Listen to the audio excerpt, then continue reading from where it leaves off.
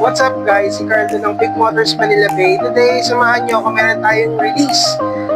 Nakuha natin yung client dito sa showroom namin mismo sa Mitsubishi Manila Bay. So ito guys, ang unit na i-release natin, ang aming Mitsubishi Mirage hatchback. So bago tayo mag-release, meron lang tayong mga dapat gawin para wala tayong maging problema mamaya pagdating ng releasing part.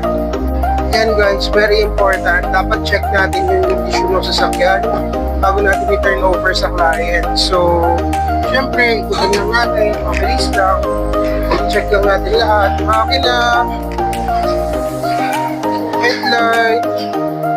So, okay naman. Yan naman ito na function.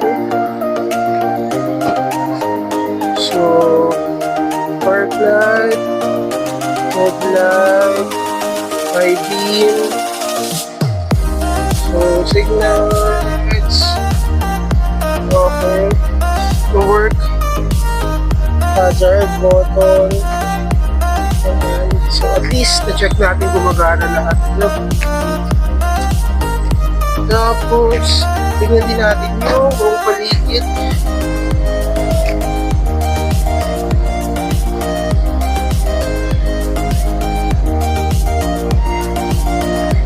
Siyempre, pati yung likuran, check natin. Ayan. Kumpleto.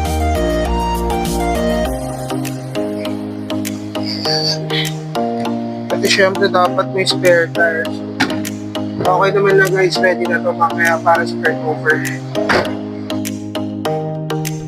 Ayan guys, i-meet na natin yung client natin, no? So, kumustahin lang natin sila, then prepare kasi magsasign na sila ng contract nito after.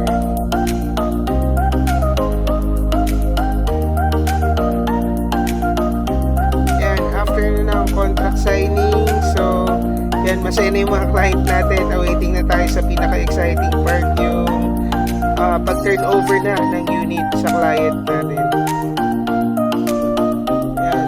Turnover part. Nagulat ako. Andiyan na pala sila ma'am sa labas. Prepared na yan. Kita naman natin. Excited. Happy ang ating mga client. So, maraming salamat sa kanila sa continuous na pagtiwala at suporta. Nagbibigay sila ng feedback sa part na to. Kaso, nawala ng volume yung mic natin eh. So,